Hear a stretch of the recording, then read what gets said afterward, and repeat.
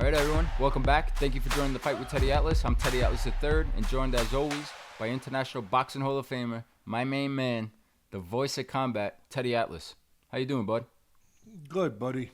It's what's the temperature in Las Vegas? Just curious. I mean, it's supposed to be fall, turning towards winter. Summer's over. Going into the fall. You're in Las Vegas. What's the temperature there? Has it dropped below 100 yet? Oh, we're under 100. We're sitting at 85 today. So still nice. Get some pool days in, clear skies, no complaints, no humidity. Now the dry heat feels nice.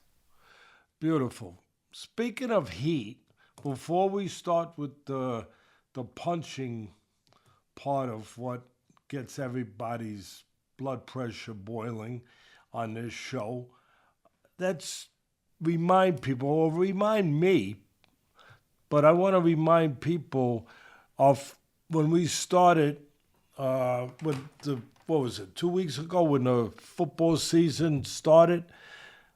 I asked you a couple quick picks to make the Super Bowl. You gave Green Bay versus Baltimore Ravens. Looking pretty good so far. It's early. It's very early. But looking pretty good. Green Bay looking good. Undefeated. The Ravens had that crazy game. Their first game of the year against the Buffalo Bills. They were winning big in the fourth quarter, and that went a little crazy. They lost by a point, but they're back on track. I think it's looking pretty good. What's your thoughts?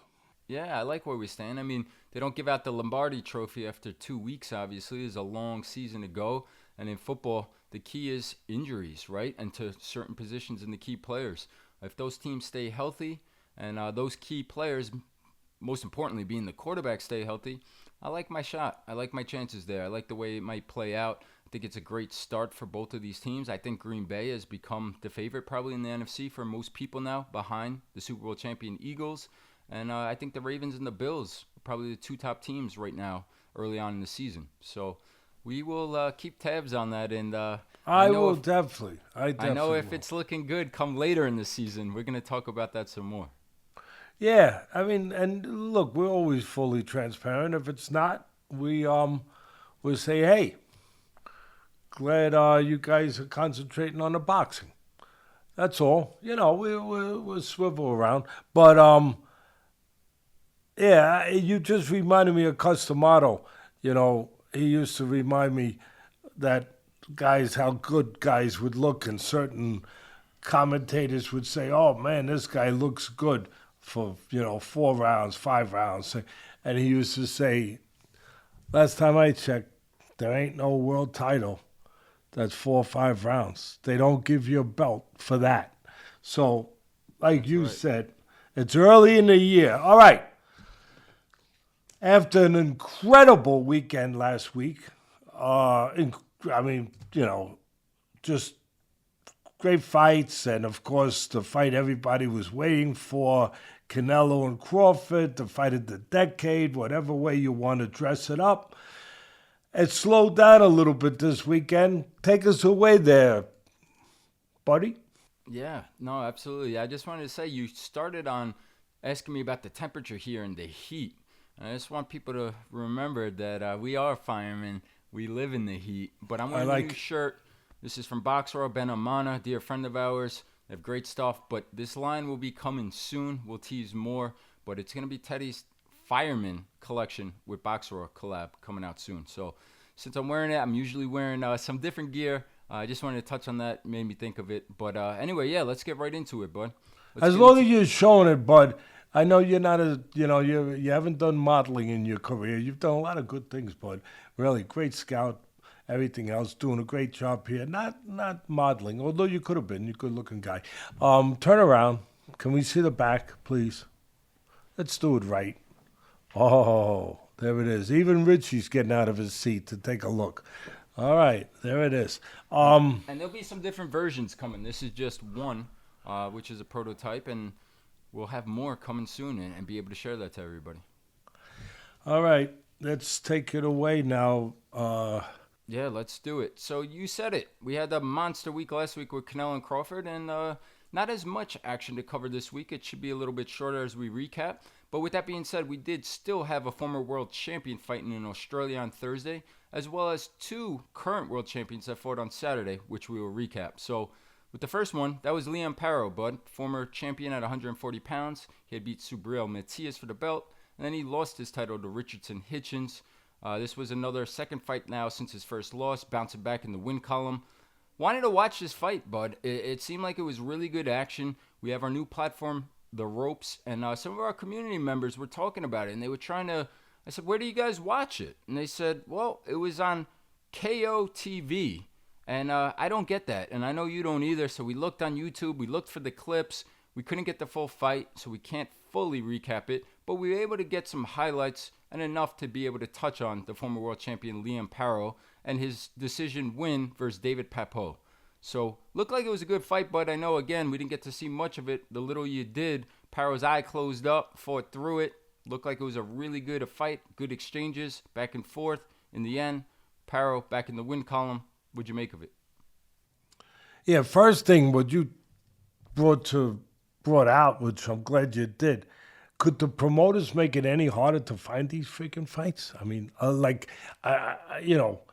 they make it harder than I used to make it on Easter morning for you guys, you and Nicole, when me and Mom hid the Easter eggs. We used to hide the Easter eggs so you couldn't find them too easy because you guys were, you were on the hunt. Yeah, you got up early, you were looking for those Easter eggs, and that the buddy left. And, we hit them, but man, we didn't hide them the way. You never would have found an egg. You would have had no eggs. If you hit them the way these people hide these fights. Yeah, and you know what? I still wouldn't have found the egg if I didn't have a great helper.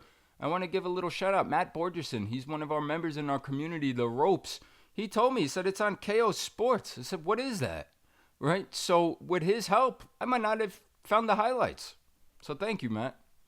Yeah, thanks, Matt. Appreciate it. We'll call you next Easter, my grandkids, when we're hiding the Easter eggs. For them, we obviously these eggs have grown. Though you see the proof of one of them in front of me. He's grown and hatched beautifully. All right. If you watched only the highlights, you probably thought the challenger, 34-year-old Papot, now 31-1, only 5 knockouts. You probably would have thought a couple things. One, you would have thought he had more than 5 knockouts. And two, you might have thought he won. But you definitely would have thought the score should have been a hell of a lot closer than they were. But that's not fair. We're only seeing a part of the fight, of the clips of the fight. From what I understand, I did my due diligence, made some calls. From what I understand, Papot slowed down in the last 5 rounds. He wasn't landing as many as he was early on, which would show you that he was doing some good work. And he did. It was a hell of a fight. It looked to me like Papot landed the harder, more damaging, definitely more eye-catching punches. He'd landed some good uppercuts. He did a lot of good work off of countering. He picked the spots. He wasn't as busy as Paro, the former champion. Paro was more consistent offensively. The former champ, he was busier. He carried his offense in a more steady manner. To me, from what I saw, Papot was in spots, but he was explosive in spots. He hurt Paro a few times, from what I saw, and from what I was told also. Again, with some big counter shots, some nice uppercuts. He also showed good defense. He avoided a lot of the shots of Paro, who was busier, who was more steady offensively, and was shorter with his punches, where Papot was he was bigger with his punches. but his defense was pretty good, Papot. Moving his head, making a lot of shots miss. Close fight. I thought again, always being fully transparent, from what we saw, I thought it should have been at least judged closer. It was in Australia. Paro's from Australia. Looked like some home cooking with some of those scores, but it looked like Paro was more consistent. Paro, I'm sorry. That Paro, I was thinking about the guy who ran for president years ago. I'm sorry. Ross Perot? Yeah. I was thinking about him. Sorry. I don't know why I was thinking about that guy. So, Paro. Samsonite. Samsonite. Paro, you get it all here, bud. You get it here. You get a little fun. You get seriousness. You get boxing. At the end of the day, you will get to the right place. The name might be a little bit off, but as far as the information, as far as the breakdown, the analysis, that won't be off.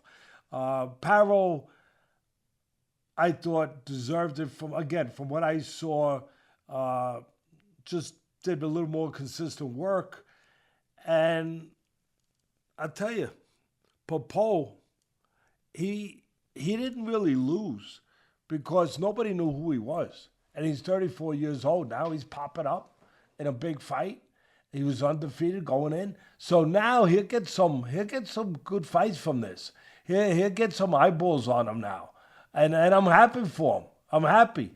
I would say maybe you don't have to, maybe you could start dyeing your beard now because, maybe you knew you were the best kept secret and you were afraid people wouldn't fight you, So you made because you're undefeated, so you let your beard grow out and be gray, and you figure maybe more people would fight you then.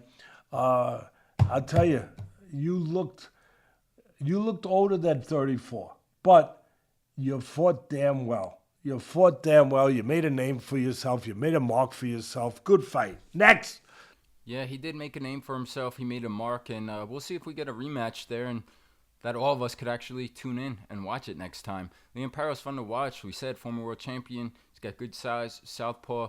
And the one thing, bud, before we move on, I just wanted to say is, I don't know, with these French fighters, but it's rare to see a guy with 30 wins and only 5 knockouts. And it made me think of Bruno Saras.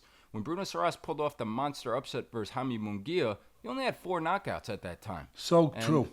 Yeah, so I don't know if there's something in the water there, but it was just a little observation that caught my eye that stands out. That's why you're good. You're good, you. You're good. Not only just the way Robert De Niro said it and analyzed this. You're good. But no, it's so true. And you're right. The fighter from France who knocked out Munguia, only had a couple knockouts you never expected. But it was timing. He timed him. He caught him a punch he didn't see. And that was the key. And now the key is like that movie, My Cousin Vinny, man, funny movie. And Joe Pesci said, I'm done with this one. Let's move on. And we will move on. We're going to move on to Saturday night's fights. And that was last night. That was in Indio, California. That was live on DAZN. That was a Golden Boy card promotion. We're going to start with the co-main event. We had Gabriela Fundora versus Alexa Kubicki. And Sweet Poison, the undisputed queen at 112 pounds. She does it again. She does what she does all the time. And just like her brother, but I had text you during the fight. It's like copy and paste with them two, or rinse and repeat. Every fight, it looks the same. Always fun, always action. The two of them are so similar in their styles of fighting, and they continue to win. They're both world champions. Huge fan of Gabriela Fundora. What were your thoughts on this one? You're 100% right. You're on the mark. You're on the mark, bud. You might get a bonus. You might get a bonus. Who do I call for that bonus? Who do I reach out to? You call a special department that hasn't, they're on the 3rd floor here. You call them. All right? The 3rd floor. For those who don't know my house, there's only 2 floors. Okay, now, the key with, Richie's even smiling, the key that you write on the button is their attitude is the same. It comes from their father, comes from, they even have a younger sister who's supposed to be real good. They're a fighting family. But their attitude isn't just, it's not just to win. I mean, really, it's to knock you out. It's to knock you out. It's to knock you out. And they're both tall. They're all tall, genetics. And she's tall, just like her brother, who's also a world champ. She's tall, she's wiry, she gets power, she gets leverage in her punches. And like her brother, her brother's learned how to do this. And as time has gone on, to be honest, he's paid a price while he was learning it. But I think he's learned it, and I think he continues to learn it. To fight tall sometimes. They have the option. They can fight tall or short because they know how to fight inside too. They shorten their punches up. They do pretty damn good in close too. But they love to be aggressive. And I'll tell you another thing that's connected with them, their jabs. Their jabs are like a freaking, a swarm of gnats at a barbecue. That is a mess. That is a mess. You don't want a swarm of gnats. They're little bugs for those of you who don't understand. Or mosquitoes, same thing. And they don't go away. They will destroy a barbecue, Rich. Destroy it. And they destroy a fight for the opponent. They come at you with the jab. Sweet Poison's a southpaw. Comes at you with the jab. She don't stop. Boom, boom, boom, boom, boom, boom. And with pressure, and when she wants, she can step back, set traps. She can fight from a range because she's so long. She knows how to do that. She goes to the body and the head. She puts them together. The only thing that I can say, I'll pick out something, I am a trainer, I will pick it out, I can't help it, is that when you get close to her, like a brother, sometimes you'll still be straight up. That's dangerous. Because if you're still straight up, tall, when the shorter person gets close to you, now you're presenting a target. Now you're like I used to say on ESPN, you're like a skyscraper and there's a lot of windows to break in that skyscraper. And somebody's dying to break them. Somebody's dying to break them. So, but other than that, I'll tell you, her attitude, her just the way she goes about her business, she's Sweet Poison, perfect name. That's it. What can I tell you? The opponent, I should give her a little credit, showed a lot of heart. She was just outmatched. She was outgunned. She showed a lot of heart. And I'll tell you one thing. I'm not knocking him. Her father loves her. She loves her father. I don't want him managing me. That's what I'm saying. He's probably the greatest guy in the world. But I just don't want him doing my business if I come back and managing me. Because my first fight, he'll say, we got an easy one for you. It's a guy from, they don't do a lot of boxing out there. Oh, no? Where's he from? He's from Nebraska. There's not a lot of boxing out there in Nebraska. His name is Crawford. And we'll get started with him, and then, we'll work our way up. Okay. All right. Great breakdown. I mean, that's a real fighting family. Gabriela Fundora, as sweet as she is after, she is a nasty son of a gun in there. And as you said, Alexa Kubicki, a lot of credit, a lot of heart. She was outgunned. And she was 5'3", fighting a 5'9" opponent. But we talked about the lack of power in the previous fight. Only 2 KOs in her 13 wins coming into this one. She was never able to land a punch to keep Fundora honest in those ways. And I'd say this, we give a lot of bashing when it's deserved and needed to the referees and judges. I thought it was a good stoppage by the referee, Ray Corona, to protect Kubicki. I didn't see anything changing from what I was watching. That's a good point, bud. I agree with that. And I add one more thing. I don't want a fight plan from her father either, because they went in the corner. I'm not trying to really, trounce on this guy. I'm not. But I do this. This is my job. This is what I do. I point things out. I can't help it. And when they went to the corner and they asked him, okay, what do you got to do? You got to get inside. Obviously, you got to get close. We got to take a few. We got to take a few. What's your plan? Well, our plan is we got to take a few, and then get in a few. All right. You know what? I'd like to hear a fight plan if I'm in that corner that has a little less to do with taking a few. That's all. And that's what makes them so fun to watch. Her and Sebastian will definitely take a few. To your analogy earlier, the skyscraper, you could hit them. And it makes But no, I'm talking about, but I'm talking about the opponent's corner was saying this. I got you. No. Not Fedora's corner. No, Sorry, you were talking about the manager, the father. I thought you were saying. No. Well, the last thing I would say that shocked me, but as I sat there and I said, first of all, the family dynamic, how beautiful is that? To see the little sisters in the ring afterwards, the brothers in the corner, the father, as we touched on, is the coach. They seem like great people. Sebastian is going to Harvard University besides being a current world champion. It's an amazing story. They deserve their flowers and the praise. A hell of a job by the father raising two great champions and seems like people, more importantly. The last thing I'd say is I sit there and I say, Bud, who could beat her? At 112 pounds, who could beat her? And maybe she moves up. Maybe it could be somebody there. And then they say, she's thinking about moving down to 108 pounds. She could make 108. I said, she's never going to lose then. It's incredible. It's really a mention, just her genetics that, and how fast her metabolism must be. That's a good, even while she's still growing probably, she's only 22, my goodness, that she could actually move down. And I'm so glad you brought up Harvard because I wish our sport, my sport, would really focus on such things. You don't have it too often to focus on, but when you have good things like that, special things like that, and you do with a lot of these guys, but we don't know about it. Bring it out. I know you're going to bring out all the boxing stuff, the jab, this, that, the backstory came through this, that, but you got a kid that's going to Harvard. Let us know. They could talk about it a little more. That's all. I'm done. I'm done with this one. All right, next one. The main event. Right there, same card, DAZN, Golden Boy, Indio, California.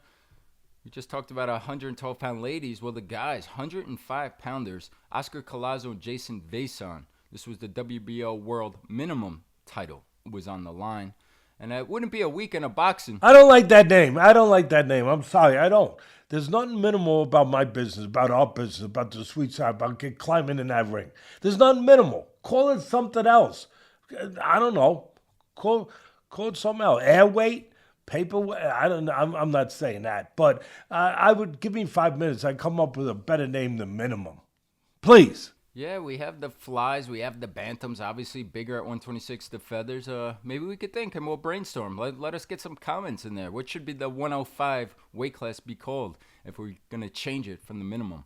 But I mean, it wouldn't be a weekend of boxing without some controversy, right? And we got plenty of it in this.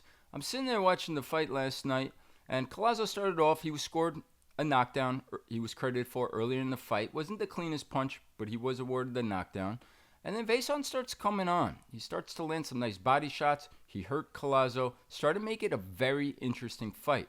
Now, my broadcast went out on DAZN for about a round or so.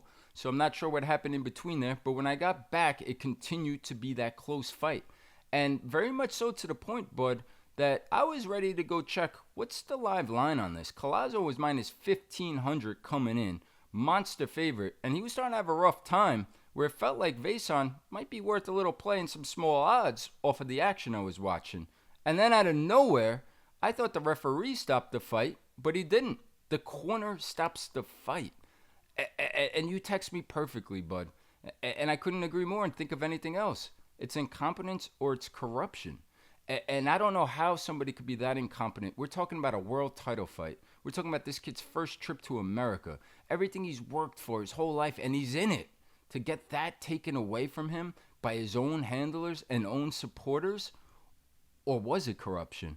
Because it felt like it could have been. The whole thing didn't make sense. It was beyond bizarre. Just want to hear your take, your thoughts on this. Yeah, first of all, we have no idea. We don't know. So let's make that real clear.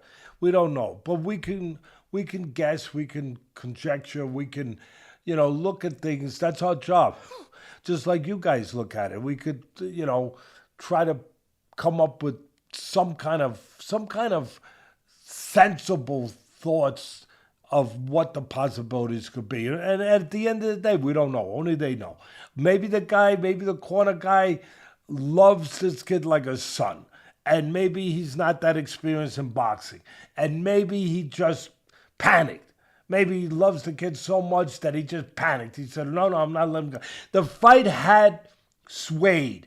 The tide had turned towards the champion, Collazo. There's no doubt about it. He started landing a little more. He started landing to the body. He started putting him up against the ropes. It was started to become a little bit of one-way traffic in that round. But before that, it was everything my son said, and you guys saw. He hurt him to the body. He hurt Collazo to the body. He was, he was alive in there. He looked like he had found a mark for the uppercut. He looked like a guy that, at any moment it could turn his way again, because he landed a couple shots, good shots, clean shots, that gave you that way of hoping or thinking that, hey, he's in this fight. This could be interesting. And then all of a sudden, he's having that one good round, starting to dominate a little bit, but nothing huge, nothing we haven't seen before, and nothing that you're not asked to overcome in a title fight. That's what a title fight's about. I don't care what you do in life, whatever your title fight is, whatever your moment, you're going to have to overcome something to get there. There's something that's going to give resistance, that is going to make you take a deep breath, dig down, remember why you're doing this, and go get it done. Find a way. And that's just the way it is. That's the way the fight of life is. And so that moment was no more extraordinary than any other moment we've seen in so many fights and title fights with guys trying to grab that belt. Where we're all of a sudden, okay, here's the round. Here it is. All right, let's see how he behaves. Not how he fights, how he behaves. How many times have you heard me say that? Let's see how he behaves now. Let's see if he gets through this. Let's see if he gets through this. Maybe he turns it to his fight now. He says, okay, now, I know I can do this. But he never got a chance to get through it. Now his body language didn't look great. And listen, he acted kind of strange, the way he wasn't upset afterwards.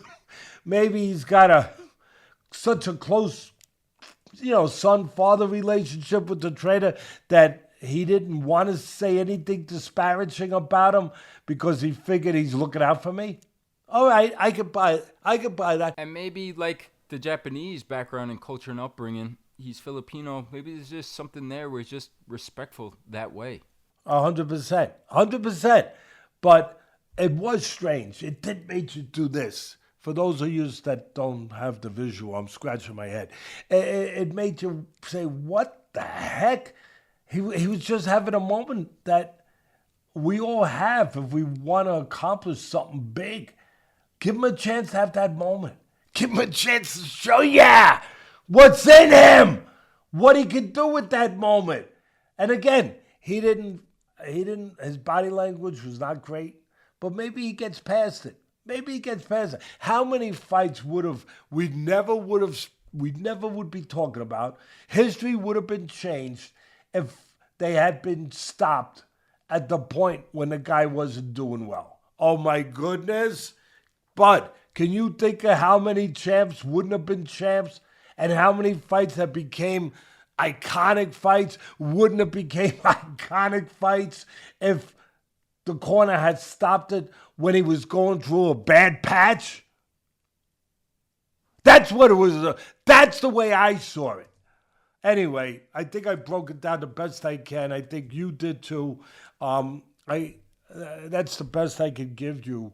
No, that was the best you could say it. That was perfect. You always say that it's not a fight until there's something to overcome. Otherwise, it's just an exhibition. They never gave him that chance to overcome. they took that away from him. And it was beyond bizarre. We were all stumped, the commentators as well. And I'll finish with this, but it cracked me up a little bit. But when you're watching the post-fight interview for Vayson and they're trying to make sense of what just happened, I'm sitting there and saying, is that the trainer who stopped the fight who's now translating? Didn't it seem that way? He was wearing the jumpsuit. It looked like it was him. And I think the commentator even said it. Why are you asking him? That's like asking a bank robber, which way did they go? I mean, yeah. Really, you're not going to ask the bank robber where'd the getaway go? It went that way. But wait a minute. That road only goes about 100 feet, and then it hits a wall. No, they went that way. I'm sure of it. But listen, the whole thing was strange. You're right. They're asking the trainer who stopped it, who would give he'd given a reason that would obviously, obviously he doesn't want to be looked at in a bad light. So whatever he's saying, when you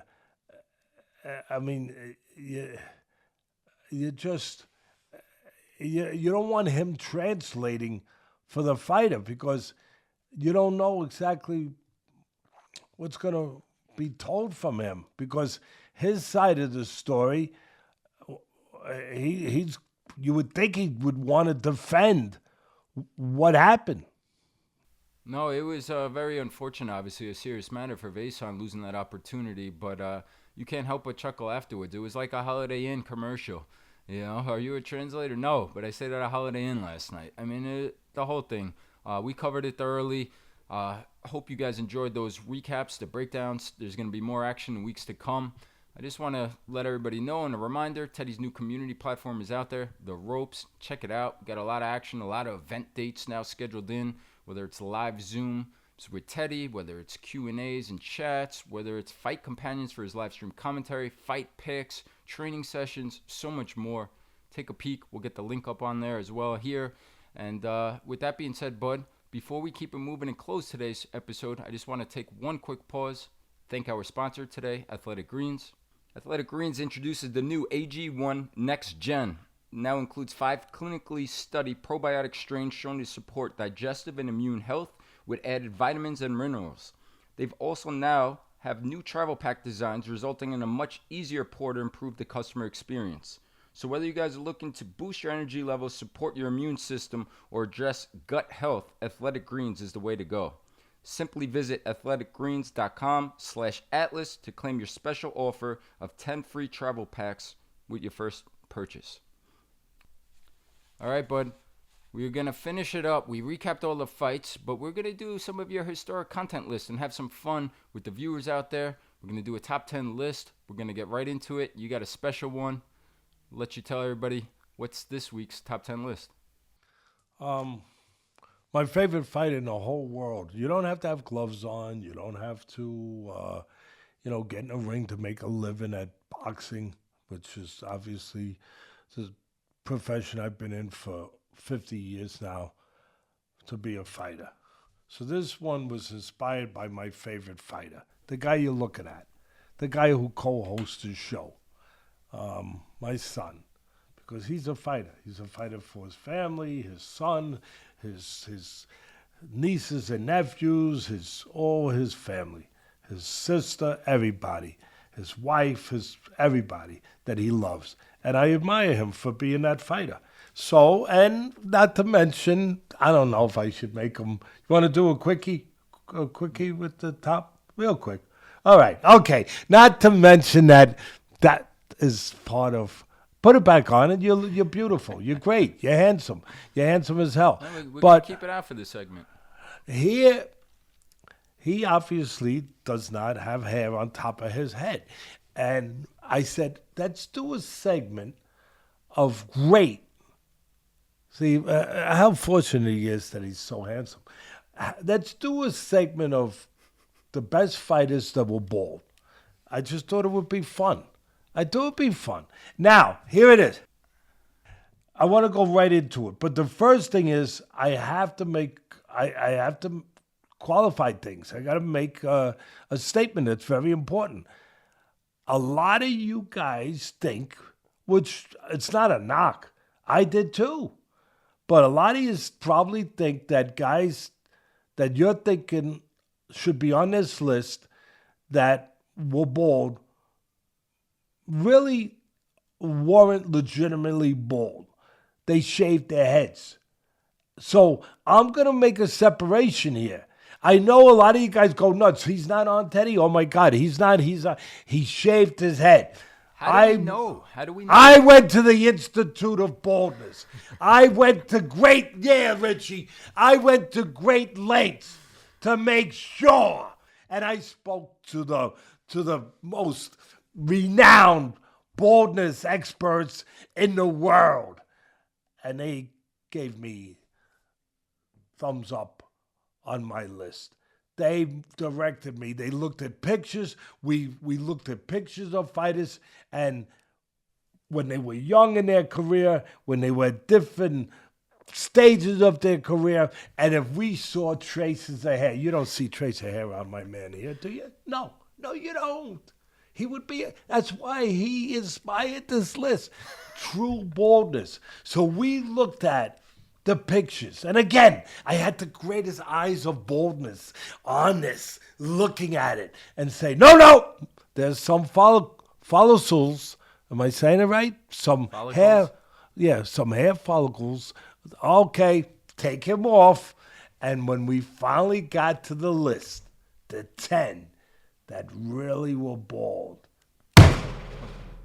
You know where it is? It's in here. Yeah, it's sealed. This has been kept in a vault 20 feet underground because never before has this ever been seen. This list of truly bald fighters. Now, this list here is the one I'll run through real quick of the ones who shaved their head. So most of you, I want you to all be happy. Most of you are going to say, oh, yeah, but these were guys, they might have been going a little bit here and there, a little off here, but they shaved. So if they were receding, you shaved it for them? They're bald? They don't count? Yeah. It has to be guys that were truly bald. All right. And I can't wait. I got to hear this. Of course you can't wait. How could you? They're going to be your best. They're going to be your best friends. I know that. They're going to be his best friends. He's going to have them over for dinner. I hope his wife is ready to cook for about 10 of them. All right, now I said everything I had to say. Right? We brought in the hair experts, the whole thing.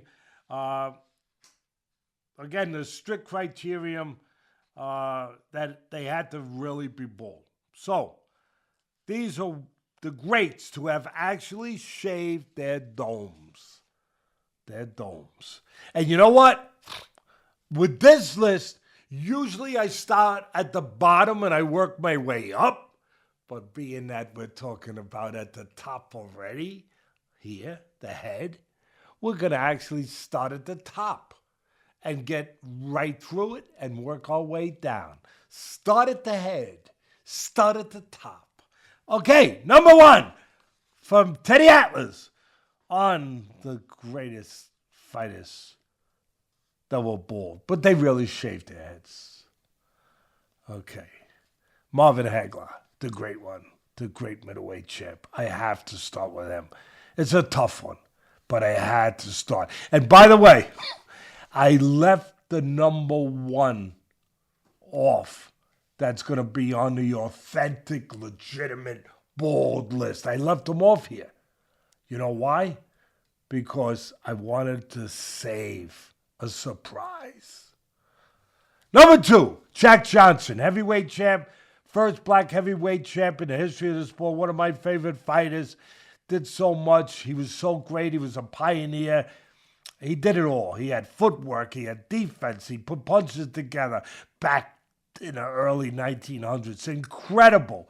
And he fought against such difficult things besides what was in the ring because of the time in this country. Jack Johnson. Number 3, Floyd Mayweather. multi-weight champion, retired undefeated. Who the heck does that other than Rocky Marciano? You can't think of it's pretty hard to think of. Floyd. Shaved his head, by the way. Number 4. We're going to do a razor blade commercial, Rich. We are. My son's going to get a sponsor off of this for razor blades to shave heads. Yeah, 100%. Because you couldn't be on this list if you were bleeding. If you used bad razors and you had nicks and knacks and cuts on top of your head when you were fighting, people would know right away, oh, he's not bald. He shaves. Okay, number 4, Tyson Fury, heavyweight champ. Number 5, Bernard Hopkins, middleweight champ and light heavyweight champ. Number 6, my fighter. One of my fighters, dear to me, Michael Mora, a heavyweight and light heavyweight champion. I called him to confirm. I was going to ask. I hope he's telling the truth, but I never found him to be anything but honest. I asked him, Mike, we've seen some pictures with a little hair. Are you bald? He said, Teddy, I went bald at 22. I started going in and I went more and more, I'm bald. I said, you know what? You're not only bald, you're on the list. All right, number 7. Another one of my former fighters that I had the pleasure and the privilege of training. Tim Bradley. Junior welterweight. Did you confirm that in person? No, I should have. I didn't know I was doing the list last week, okay? Sorry. We'll confirm in the future. We will, but he's on the list for now. He's on this list. All right, number 8, James Toney, middleweight and super middleweight and cruiserweight champ. We found hair, follicles. We found them. Yeah, he was slippery in the ring. Yeah, he moved, he slipped, he dipped, he dapped, he dipped. But he couldn't get rid of that hair. We saw it. He couldn't slip and slide away from that. All right. Number 9, Miguel Cotto. I could have put him higher on the list. I'll tell you why I didn't. Because he was a terrific fighter. He had a good head of hair. We saw it. I got a couple pictures. Again, my experts we flew him in from different parts of the world. We did. We bared no course for this. People. And they showed me pictures. He had a full head of hair. Then he started shaving. So we had to put him down a little lower. But he still made the list. Welterweight, junior welterweight, middleweight, junior middleweight. He won titles in 5 weight classes. Tremendous. Pride, one of the prides of that great little island that gives you so many great fighters, Puerto Rico. All right, number 10. Also a great commentator. Antonio Tarver, light heavyweight and cruiserweight titles. He loves to talk, Antonio. He'll probably be calling me and saying, Teddy, I should have been on the other list. No, Antonio, we have pictures. All right. Number 11, Ernie Shavers. I wound up putting a few extra ones. Ernie Shavers, one of the greatest punchers ever. Fought everyone in the heavyweight division. Fought for the title. Fought Ali. Fought Holmes. Had Holmes on the floor. Number 12, Ruben Hurricane Carter. Top middleweight. He lost his title shot against Joey Giardello. Good puncher, good finisher. A movie was made on his life story called The Hurricane, starring Denzel Washington. Number 13, Zab Judah from Brooklyn. Can't leave him off. He came up in the gym in Gleason's when I was training fighters. So Zab, I always had a little love extra for him because him, his father, all his brothers trained right in the same gym. He was like my neighbor. I'm Staten Island. He's Brooklyn. Zab Judah, junior welterweight champ. Number 14, a lot of you guys won't know this guy, but you should. Man, he was a tough middleweight where all the great middleweights won one time. Philadelphia, baby. Benny Briscoe. Yeah, top middleweight.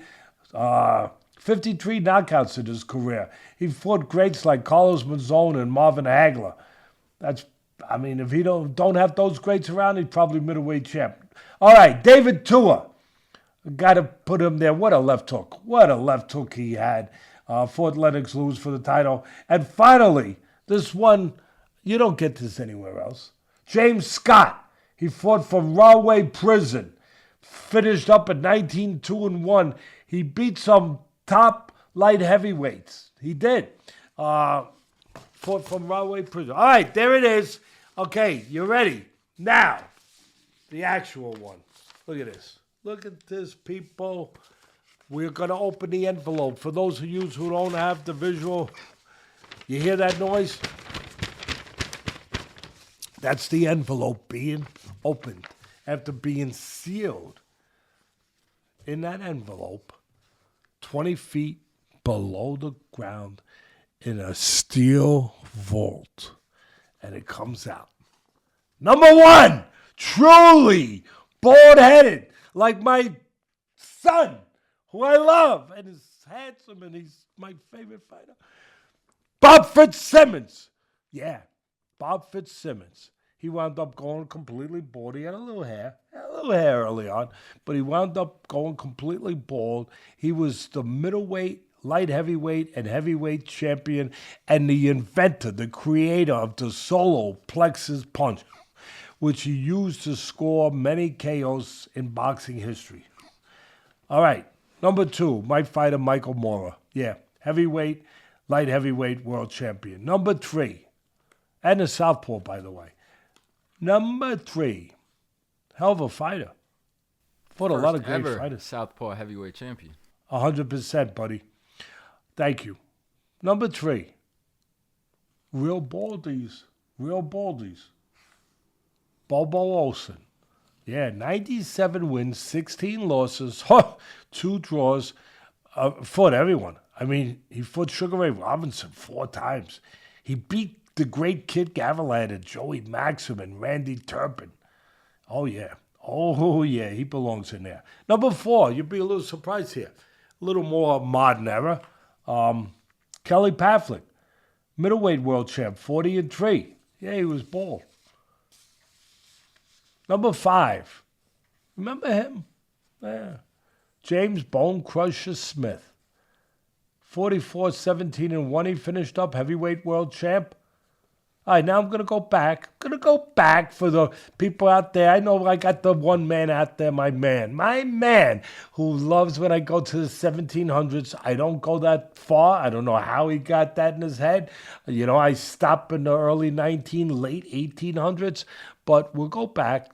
He had a career from 1920 to 1937, middleweight champ, had one of the titles. Had 106 wins, 20 losses, 10 draws. Marcel Till, spelled T-H-I-L. All right, number 7, Paolo Rossi. Lightweight, top 10 fighter, 1951 to 1962. Good top 10 fighter back then, but he's on the list because, more importantly, he was really bold. Number 8. Jack Twin Sullivan. Yeah, you get history here. Went into the 20th round versus Stanley Ketchel. Legendary Stanley Ketchel for the middleweight title. Okay, number 9, Joe Rendon. Top middleweight, beat Paul Pender, who later went on to become a middleweight champion. And number 10, again, you wouldn't get these names anywhere else. Ted Lowry. Light heavyweight. He went the distance 2 times with Marciano before Marciano won the title. That was not easy to do, especially if you were bald. That was a fun one. I don't think anybody's expecting this list coming out. I wasn't. I had a lot of fun just listening to you talk through it. And this is my list now. This is my top 10 list, right? So I got some questions. Where's George Foreman? George Foreman is one of my favorite fighters of all time. George picked it on his own? George Foreman, as far as we could see, we went back to Olympics. We went back then after the Olympics. He won the gold medal, of course. And then we went back to early in his career, and we saw hair. But I would put George Foreman just on because it's George Foreman. I could never argue with you over bringing up anything involving George Foreman. One of the greatest heavyweights ever, one of the greatest punches ever, one of the greatest stories ever, one of the greatest comebacks ever, one of the greatest just inspirational people ever, and one of the greatest people I ever met. Now, it's a nice list.